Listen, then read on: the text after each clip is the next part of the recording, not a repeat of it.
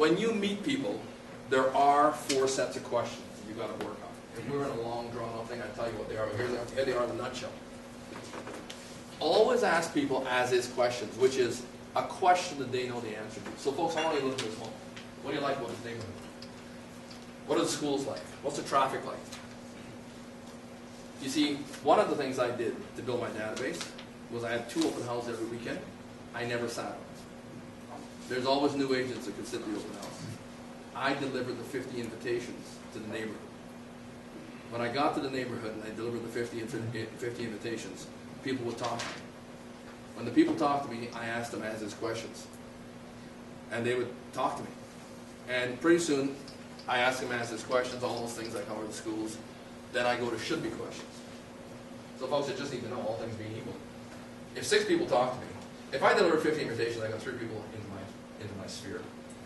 And sometimes several of those people I come back and do an interview with them and their spouse. Because when I ask should-be questions, I can discover pain. So what could change in this neighborhood? Will you ever move from here? And of course, you know, sometimes it's always no, no, no, no, no. And then I say, well, so there's nothing that bugs you about the neighborhood? Well, everything except that asshole with the dogs or something. You know, that moron with the motorcycle or, you know, something like that, right? If anybody ever discovers pain, if you discover pain when you're talking to people, you should carry a bag of salt with you. If somebody's got an open wound or a sore, salt's the best. Salt's a healer, isn't it? Salt's a healer. I used to swim in the ocean every day when I was a kid growing up.